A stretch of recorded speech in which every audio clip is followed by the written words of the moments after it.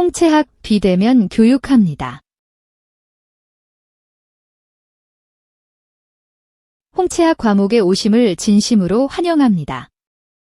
나는 홍채학 저자 치유학 박사 이남한 교수입니다. 저는 50년간 사람눈 약 200만 개를 관찰 측정 분석 연구하여 사람 블랙박스를 고안해 대한민국 노벨재단 추천으로 세계 노벨재단 노벨생리의학상에 심사 중에 있으며 세계기록원에 등재, 또한 서울대학교 명예전당에 등재되었습니다. 사람 블랙박스 홍채학 강의 봉사활동으로 대한민국 대통령상, 미국 대통령 금상수상, 인도네시아 문화훈장, 한국 각단체 30회 이상 수상, TV 출연 30회 이상, 신문 잡지 등에 300회 이상 노출되었습니다. 위 공로로 UN 평화대사에 위촉되어 홍채 사람 블랙박스로 명하여 널리 홍보하고 있습니다. 홍채학 연구하실 분 사람 블랙박스 자료의 내용을 분석 연구 교육합니다. 사람 블랙박스 홍채 지도를 설명하겠습니다. 오른쪽을 먼저 설명합니다.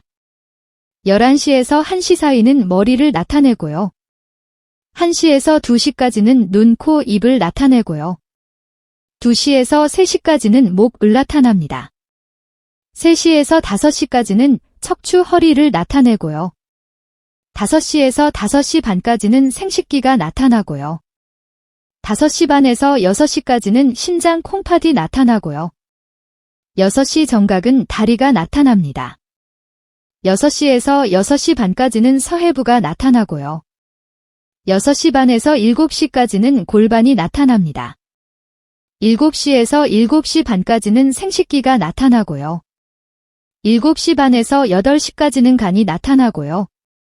8시에서 8시 반까지는 손팔이 나타나고요. 8시 반에서 9시까지는 유방이 나타나고요. 9시에서 10시까지는 폐가 나타나고요. 10시에서 10시 반까지는 뒷목이 나타나고요.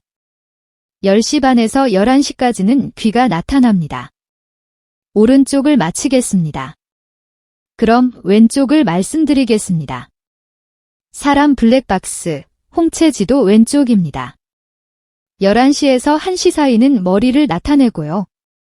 1시에서 1시 반까지는 귀를 나타내고요.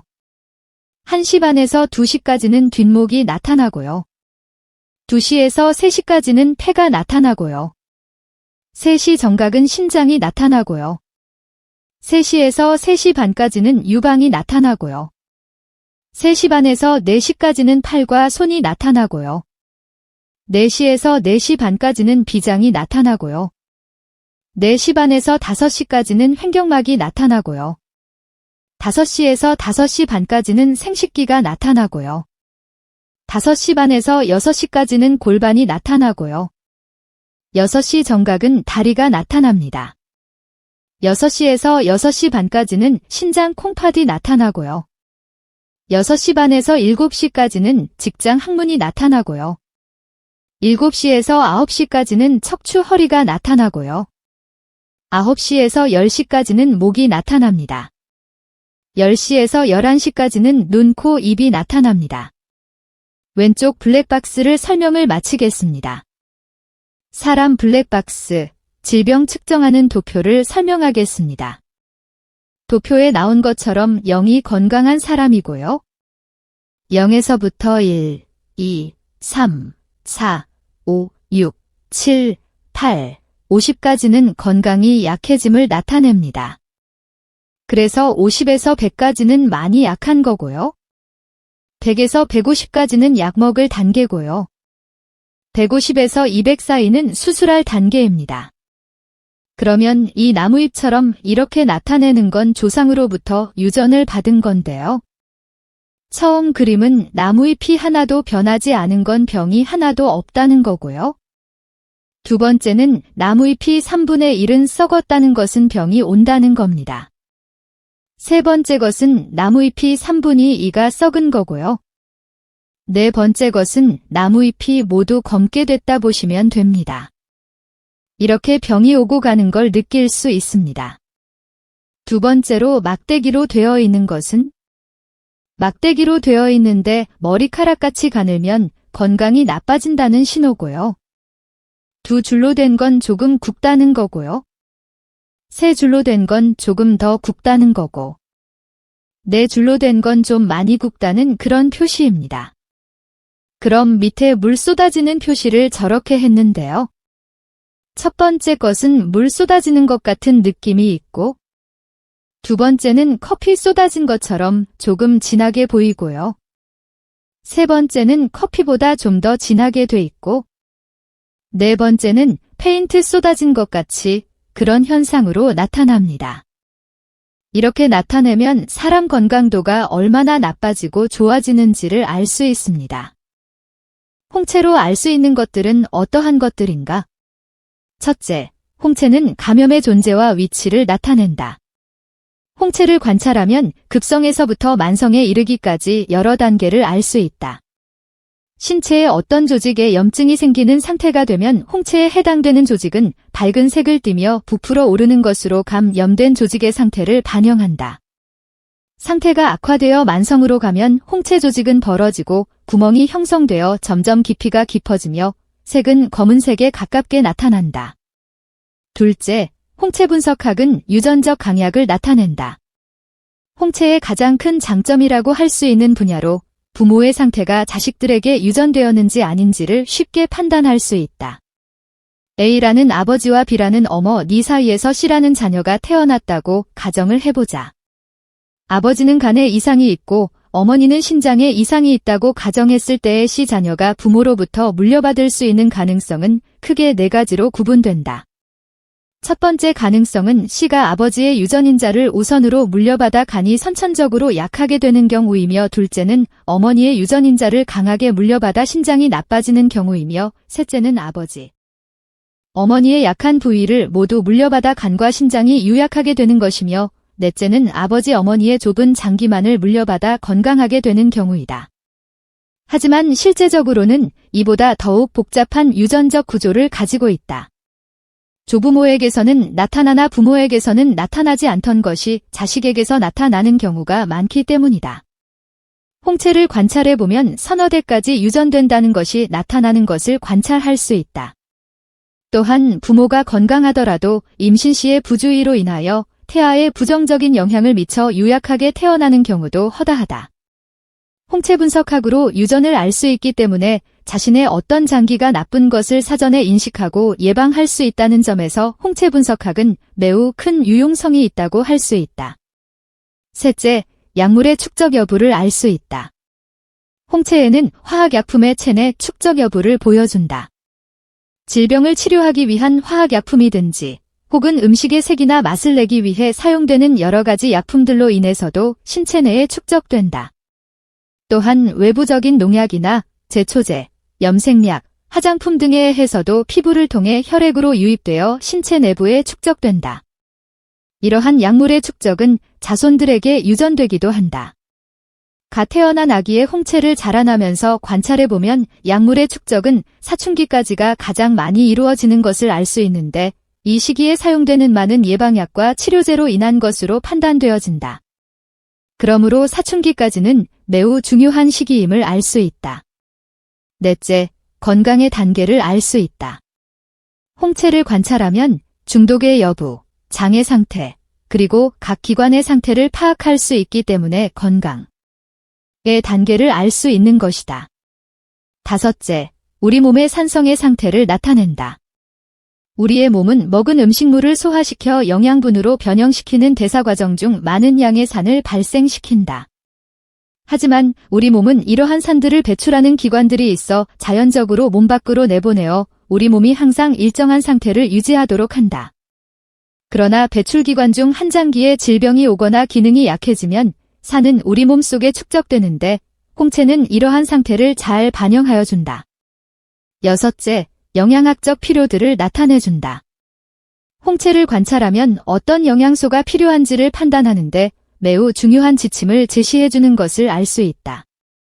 홍채에 나타나는 사인들을 종합하면 환자에게 어떤 영양성분이 필요하며 어떤 영양성분들이 과도하게 있는지를 판단하여 처방할 수 있다. 일곱째, 좌우 장기의 상태를 정확하게 알 수 있다. 일반적으로 행해지는 혈액이나 소변 검사를 통해서 어떤 장기에 감염이 되었는지 알 수 있으나 감염된 장기가 좌우인지를 알기 위해서는 또 다른 검사가 필요하다. 또한 혈액 검사를 통해서는 정상으로 나타나는 경우도 허다하다. 갑상선을 그 예로 들면 한쪽은 기능항진, 다른 쪽은 기능저 하일 수 있는데 혈액 검사를 해보면 정상으로 나타난다는 것이다. 그러나 홍채는 어느 쪽에 문제가 있는지 반영해 주기 때문에 어떤 정밀 검사를 해야 할지를 제시해 준다. 홍채는 색상과 조직의 변화를 통하여 신체 내부에 있는 변화들을 보여주며 신체의 좌측 부위의 장기들은 좌측 홍채에 반영되어 나타난다.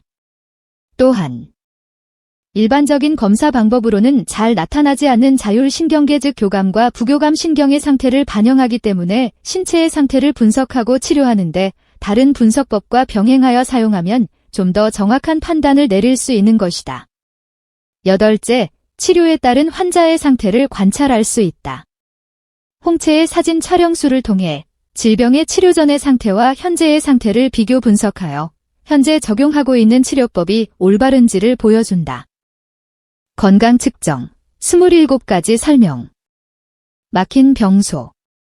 병소는 홍채의 섬유 조직이 벌어져 형성된 구멍으로 다양한 형태가 있으나 크게 타원형 혹은 마른 목골 형태인 막힌 병소와 홍채의 일부 조직이 자율신경선에서 바깥쪽으로 함몰되면서 생긴 열린 병소로 구분한다. 막힌 병소에는 선천적으로 형성된 유전성 병소와 후천적으로 형성된 후천성 병소가 있다. 유전성 병소는 타원형의 구멍 내부에 거미줄 모양의 나무잎과도 같은 사인이 있으나 후천성 병소에는 발견할 수 없다. 병소의 깊이가 깊어질수록 병소 내부 색이 어둡게 나타나며 해당 장기의 상태는 만성 혹은 말기로 악화된다. 종양도 때로는 막힌 병소의 유형으로 나타나기도 한다. 특히 막힌 병소에 착색과다가 생기면 정밀 진단을 받을 필요가 있다. 각 기관 정밀 측정 16편. 위. 소화기관의 중심. 위는 횡격막 바로 밑에 복강 좌측에 제2자 모양의 큰 주머니 모양의 장기로서 식도와 소장 중간에 위치하는 가장 중요한 소화기관 중 하나이다. 식도와 연결되는 부위를 분문이라 하며 십이지장과 연결되는 부위를 유문이라고 한다. 위는 음식물을 임시로 저장하며 소화를 시키는 기관이다. 음식물을 소화하기 위해서 소화액을 분비하며 소화액은 강한 산성으로 입을 통하여 들어온 각종 세균들을 없애준다. 홍채상에서 위는 자율신경환 안쪽 동공연을 중심으로 원형의 형태로 양측 홍채에서 관찰할 수 있다. 분문은 우측 홍채에서, 유문은 좌측 홍채에서 관찰할 수 있다. 위장에는 다양한 형태의 사인들이 나타나며 복합적인 관찰이 요구된다. 특히 동공연, 흡수링과의 연관성은 매우 중요하다. 흡수링에 관한 설명은 홍채 분석학 기초편을 참조한다. 기능 및 급 만성 상태 시의 증상들. 기능. 위액 효소 분비. 염산 분비. 비타민 B-12의 흡수를 위한 보호 점액 분비. 음식물을 분해하고자 위액으로 음식물 혼합. 주로 단백질 소화를 담당. 음식물의 장내 유입 속도를 조절. 급성 상태 시 나타나는 증상. 썩은 계란 냄새, 즉시 트림하기. 두통, 구역질, 배고픔. 효소와 산의 과다 생산. 불완전한 빠른 소화. 식사 사이 전후의 통증.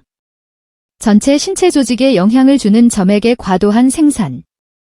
적당한 혼합작용의 부족으로 오는 근육 조직의 경직. 가슴앓이. 상위 복부 통증. 만성 상태 시 나타나는 증상. 식사 후의 나른함. 느린 소화. 부패작용. 효소와 산의 부족. 불충분한 소화가스. 불충분한 숨. 식후 통증, 즉각적인. 위암으로 될 수 있는 점액의 생산 부족. 점액톤의 부족, 더딘 소화. B12의 불충분한 흡수. 만성 위궤양. 위암.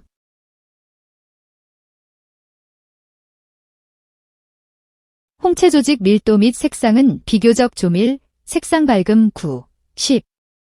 동공 크기는 비교적 큼. 자율신경환 크기는 비교적 큼. 위산과라 1. 위궤양 사인 21. 대장 폴립 사인 2. 십이지장염 및 담석 사인 3. 장하수 4. 흡수링 5. 과거 심한 열로 고생한 흔적이 있음. 착색과다 7. 은 대장 영역 3시 방향의 착색은 심장에 영향을 미칠 수 있다. 흑태, 피부링 8. 은 호흡기에 영향을 미친다. 골반 영역의 병소구는 좌골 신경통에 걸릴 위험. 신장 영역에 열린 병소 및 착색 11, 12, 19는 심장 기능 저하와 스트레스 호르몬. 홍채로 건강 유약 만들어보기 70편. 폐환기 장애. 기관지 협착 위험 증가. 동공 모양. 위궤양 징후. 십이지장 기능의 무기력증, 만성 십이지장염. 지속적인 감염의 결과로 발효와 해독. 기능 저하의 징후. 유전적인 장기능 저하 징후. 신진대사 장애 징후. 십이지장의 국지적 변이, 당뇨 위험. 치유학 박사 이남한. 비대면 교육하실 분 연락 바랍니다. 연락처 010-8467-3564